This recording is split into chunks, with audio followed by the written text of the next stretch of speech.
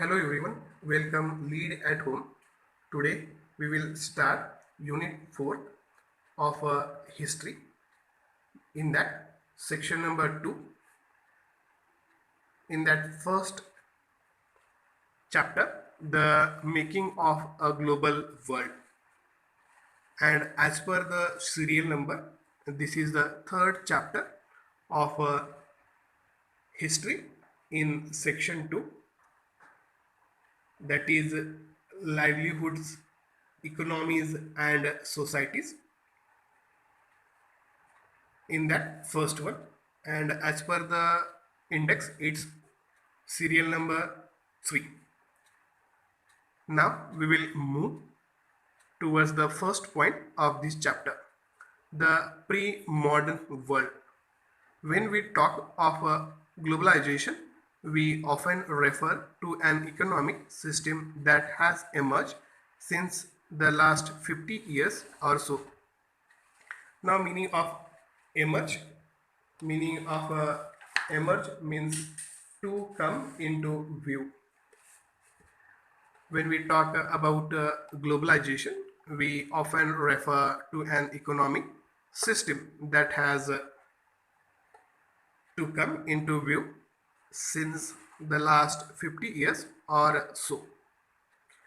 But as you will see in this chapter, the making of global world has a long history, and this chapter has a long history of trade, of migration, of people in search of work, the movement of capital, and much else. Now, meaning of trade means business. Migration means from one place to another place by doing traveling. Then people in search of their work.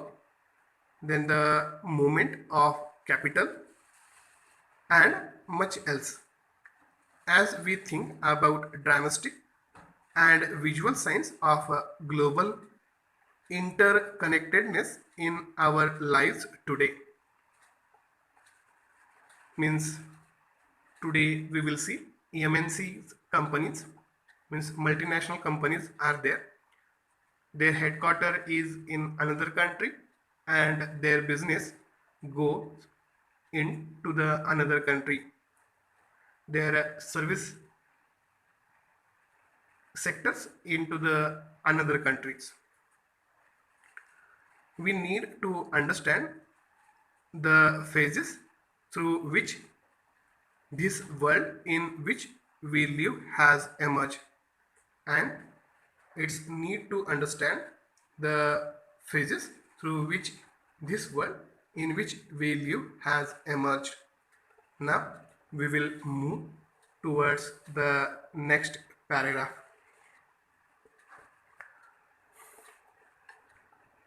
Though history, human societies become steadily more interlinked, means in the history human societies are linked with the number of others sections. From ancient times, travelers, traders, priests, and pilgrims travel vast distance for knowledge, opportunity, and spiritual fulfillment, or to escape persecution. Now, meaning of persecution means harshment. From ancient India, travelers, traders, priests, and pilgrims travel long distance. Vast means long, more distance for their knowledge, opportunities, and spiritual fulfillment, or to escape persecution. Escape persecution means suppose a man escaped from the prison, that's we call escape persecution. They carried goods, money, values, skills, ideas, inventions, and even germs and diseases. And while In the traveling long distance, people carry with them goods, money, values, skill, ideas, inventions, and germs and diseases also. As early as 3000 BCE, an active coastal trade linked the Indus Valley civilizations with the present day West Asia. Means as early as 3000 BCE, and active coastal trade means on the sea trade linked the Indus Valley civilization with the present day West Asia. For more than a millennia, cowries means in Hindi, Kaudi or she cells used as a form of currency. Means from many years, cowries means Kaudi in Hindi or she cells used as a form of currency. It is from the Maldives, found their way to China and East Asia, Africa. The long distance spread of disease carrying germs may be traced as far as back the 17th century, and the long distance spread of disease carrying germs may be traced. Now meaning of trace means either of the straps or chains with which a horse draws a vehicle. As far back as the 7th century. By the 13th century, it had become an unmistakable link, and from 13th century, it has an unmistakable link. Now, after that, one picture has given. Let's we see what is the picture of. This is the figure number 1. Image of a ship on an memorial stone, Goa Museum, 10th century CE. CE means Common Era. From the 9th century, image of ships appear regularly in memorial stones found in the western coast, indicating the significance of oceanic trade. Means here the picture is of a trade has given here. Now we will move on to the next page now.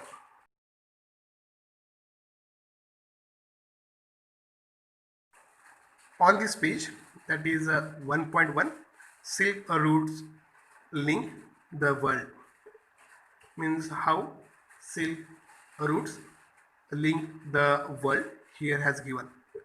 The silk routes are a good example of vibrant pre-modern trade and agriculture link between distant part of the world. Means Silk Road are a good example of vibrant. Now meaning of vibrant means trembling, pre-modern trade and culture links between distinct parts of the world. The name Silk Routes points to the importance of westbound Chinese silk cargoes along this route. Now the name of Silk Route points to the importance of west-bound Chinese silk cargoes along this route. Historians have identified several silk routes over land and by sea. Historians identified several routes over land or by sea, knitting together vast region of Asia. Now meaning of knitting means to form cloth or garment by looping together yarn or thread. Together vast region of Asia and link Asia with Europe and Northern Africa. Now Asia linked with Europe and Northern Africa via this Silk Route. They are known to have existed since before the Christian era and thrived almost till the 15th century. Now, meaning of thrive means to prosper. They are known to have existed since before the Christian era and through almost till 15th century. But Chinese pottery also traveled the same route as did textile and spices from India and Southeast Asia. But Chinese pottery also traveled the same route as did textiles and spices from India and Southeast Asia. In return, precious metals, gold and silver flowed from Europe to Asia and via this Silk Route. In return, precious metals, gold and silver flowed from Europe to Asia. Trade and culture exchange always went hand in hand, means trade and culture always walk hand in hand.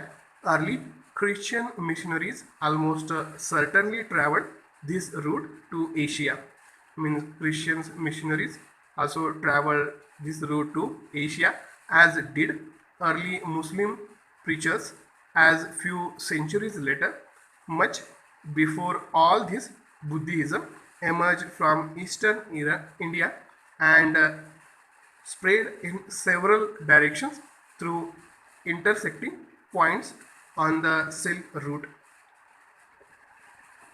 as did early Muslim preachers a few countries later. Much before all this, Buddhism emerged from Eastern India and spread in several directions through interesting points on the Silk routes. Now here one image has given. This is the figure number 2. Silk route trade as depicted in a Chinese cave painting, 18th century, cave 270, Mugao, Grottoes, Gansu, China. Now we will move on to the next point, that is now 1.2, that is food travels. Spaghetti and potato. Food offers many examples of long distance culture exchange. Means food offers many examples of a long distance travel or exchange of culture. Traders and travelers introduce new crops to the lands they traveled. Even ready food stuff in distant parts of the world might share common origins. Means in the history, people travel from one country to another country. In the same way, traders and travelers introduce new crops whenever they go to the new country. They introduce the new crop to the land they travel. Even ready food stuffs in distant part of the world might share common origin. Take spaghetti and noodles. It is believed that noodles traveled west from China, means noodles come from China to become spaghetti. Now, meaning of spaghetti means kind of macaroni. It is an example of one noodles also. It is kind of noodle. Or perhaps the Arab traders took pasta to 15th century Sicily. Now Arabs now came with pasta. Now origin of pasta is from Arab countries. Now this Sicily is an island now in Italy.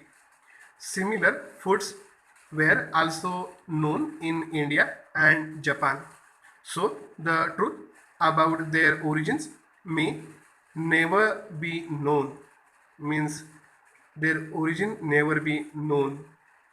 And such a guesswork suggests the possibilities of long distance culture contact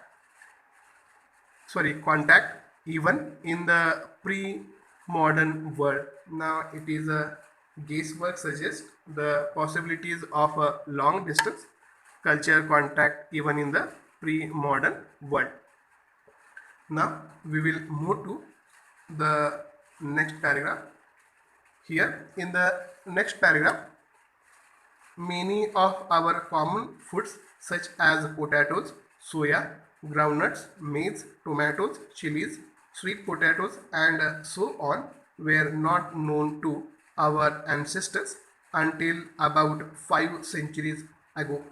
Even we don't know about this food to our ancestor before 5 centuries ago, like potatoes, soya, groundnuts, maize, tomatoes, chili, sweet potato. These foods were only introduced in Europe and Asia after Christopher Columbus accidentally discovered the vast continent that would later become known as the America. And this is introduced because of Christopher Columbus, because he discovered the vast continent that is the America. Here one picture has given. Let's see what the picture is of. This is a figure number 3. Merchants from Venice and the Orient exchanging goods from Marco Polo, Book of Marvels, 15th century. Now this is the merchants from Venice and the Orient exchanging goods from Marco Polo in the 15th century. Now we will move towards the next page.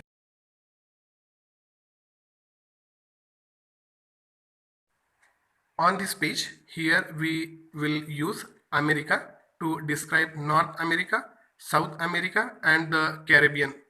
Means here we will use America to describe North America, South America and as well as the Caribbean. In fact, many of our common foods came from America's original inhabitant, the American Indians. Means most of our common food came from America's original inhabitant, that is the American Indians. Sometimes the new crops could make the difference between life and death, but that new crop would make the difference between life and death. Means life is for Europe and death is for Ireland. First one, we will see the life to Europe. Europe's poor began to eat better and live longer with the introduction of the humble potato. Europe's poor began to live better with the introduction of potatoes. But in Ireland's poorest peasants became so dependent on potatoes that the disease destroyed the potato crops in the mid 1840s. Hundreds of thousands died of starvation. Means very bad effect happened on the Ireland's poorer peasants.